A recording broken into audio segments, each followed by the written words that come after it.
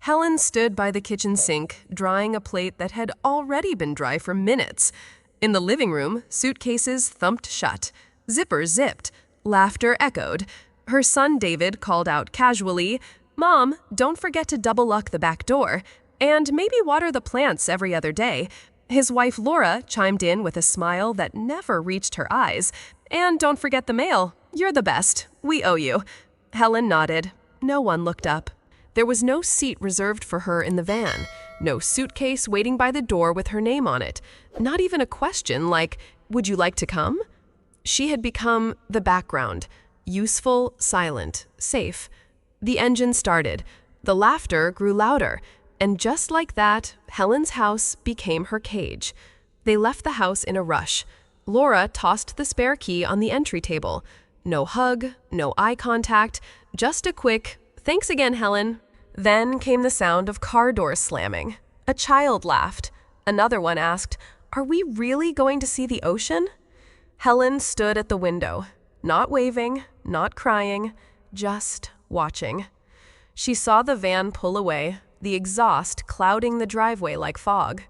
And then quiet. That suffocating kind of quiet where even a clock ticking feels loud. They left her the key, but not their attention, not their eyes, and certainly not an invitation. The next morning, Helen walked out to check the mailbox. Bills, a flyer, and then a thick envelope with the travel agency's logo. Her hands paused. She opened it slowly, already knowing. Inside were 4 plane tickets to Athens. 2 adults, 2 children. Her name wasn't on any of them, not even in the fine print, not even as a standby. She stood there for a full minute holding the tickets like they might burn. Her breath caught in her throat. This wasn't an accident. It wasn't a mistake. It wasn't forgetfulness. They never meant to include her. Helen wasn't forgotten. She was erased. Helen didn't cry. She walked back inside, tickets still clutched in her hand like a wound she didn't know how to bandage. She placed them on the kitchen table, right where family meals used to happen.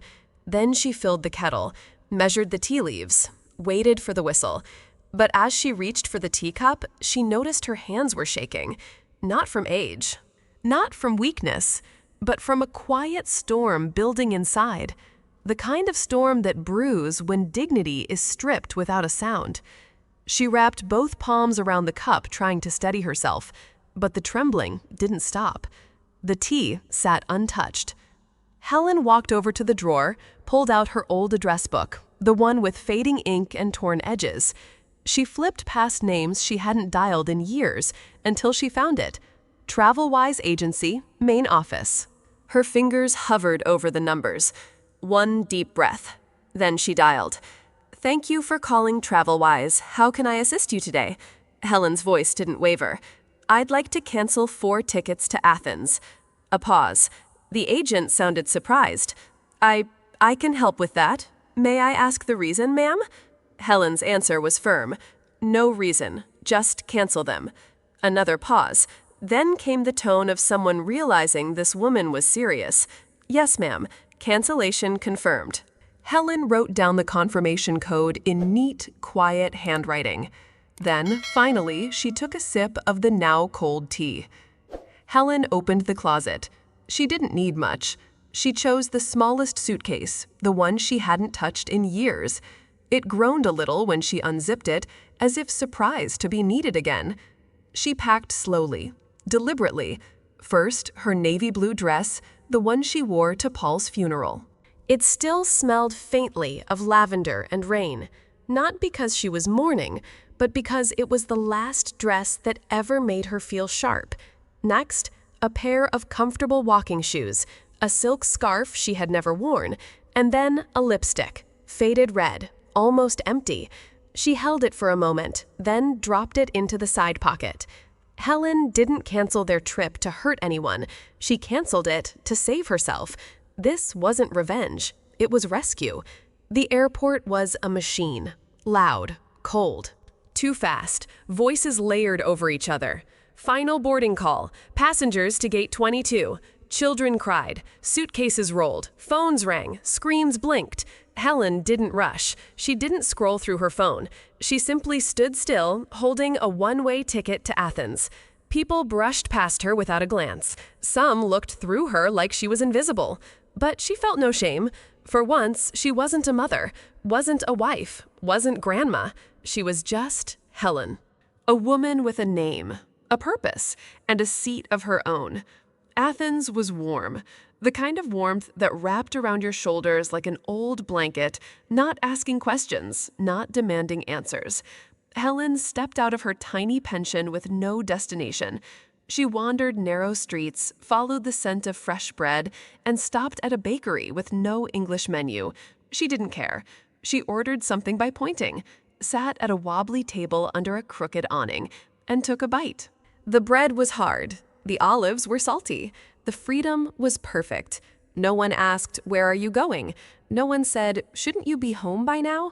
For the first time in years, Helen moved through a city without explaining herself.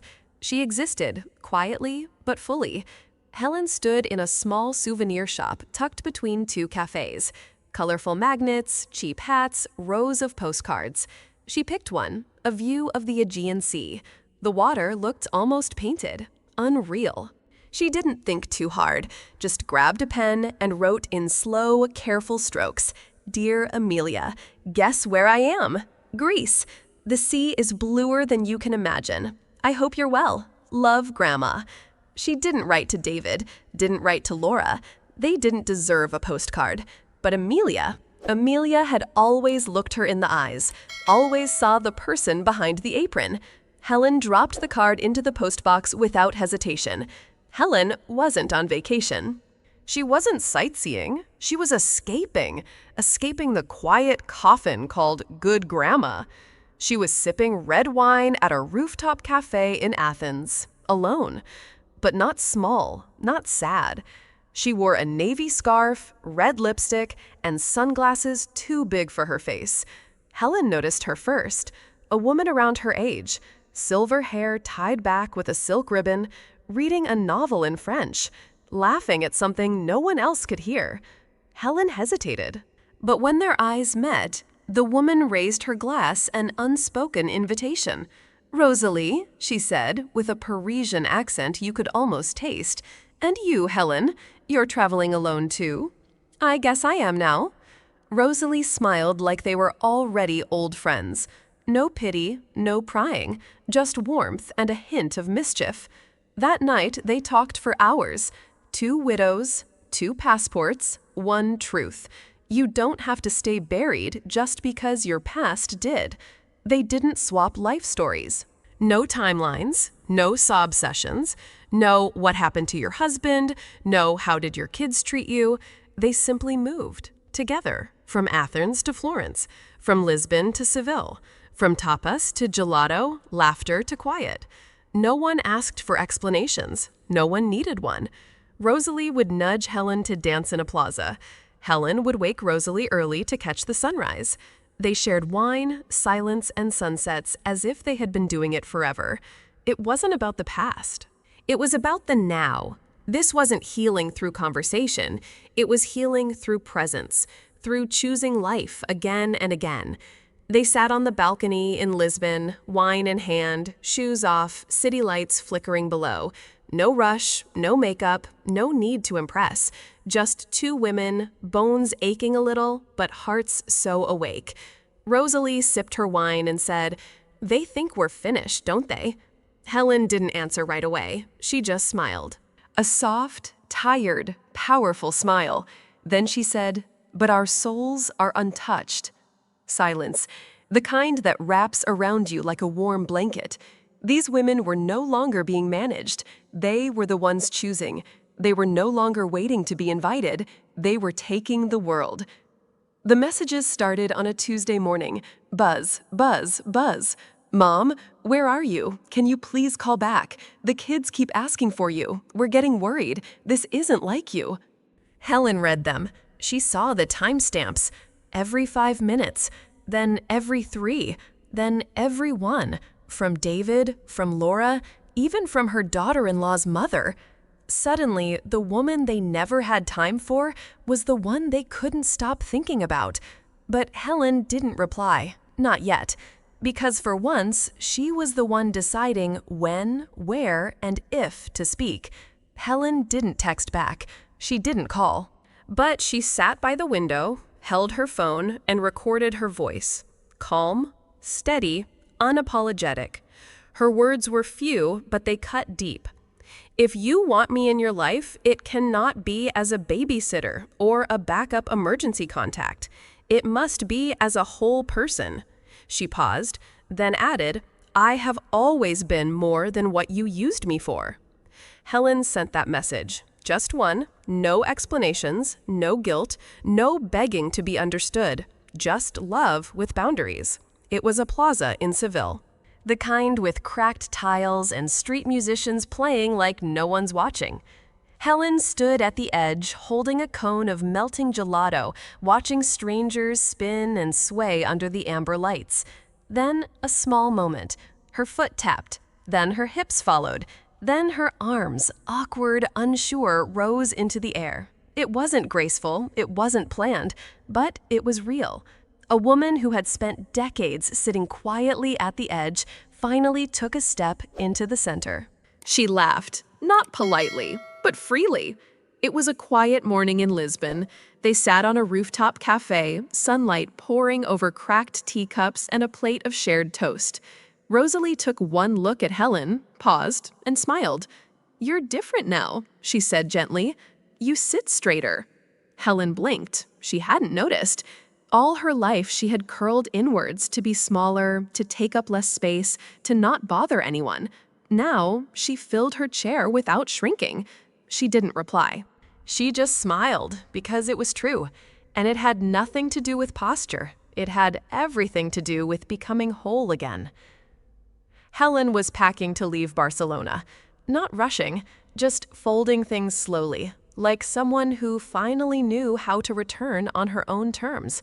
Her phone buzzed. One message, from Amelia. Grandma, you're not the same anymore, and I'm proud of that. Helen sat down, hands trembling, not from fear, but from something deeper. All these years, she'd been a shadow in her own family, a helper, a servant, a babysitter, a name on a will. But Amelia saw her, not as Grandma, but as Helen, the woman beneath the aprons, the traveler, the dancer, the one with a quiet fire that never really died. The one person who mattered most didn't want her old self back. She was proud of who Helen had become. No one was waiting at the door. No hugs, no warm tea, no banners that said, "We missed you." Just silence.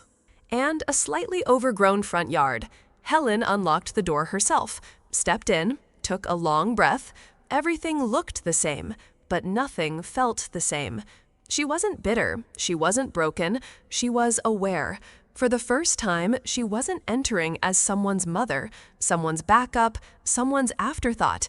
She was entering as herself. Helen, whole, solid, and finally enough. She didn't call out, she didn't ask where everyone was.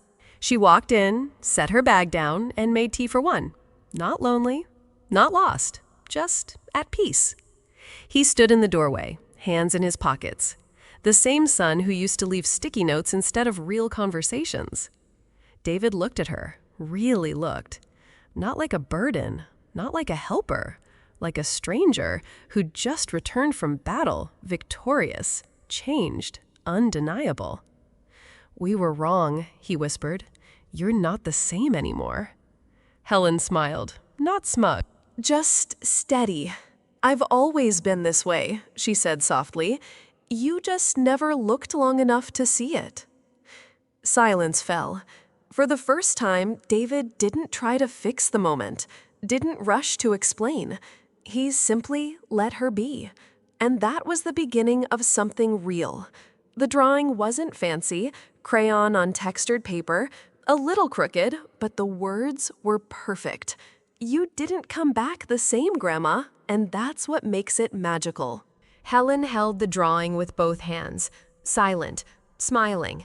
Later that night, while the house was quiet, no noise, no judgment, she walked into the dining room. And there it was, that old, long table, the one where she used to serve and disappear. Helen opened a closet, pulled out a new chair, one no one told her to bring. She placed it at the table, sat down, straight-backed, steady, not as someone's helper, not as a placeholder, but as Helen. She didn't ask, she didn't wait. She claimed space not from anger, but from knowing she belonged. You are never too old to take your seat at the table, not the one someone else assigns you, but the one you choose because you finally understand your worth. Helen's story reminds us silence is not love. Obedience is not belonging. Love should not erase you. It should amplify you. So if the people around you don't see your light, don't dim it. Go where you can shine. If this story touched your heart, hit subscribe and turn on the bell, because here we don't just tell stories, we tell the truth behind the silence. Join us. Your voice matters too.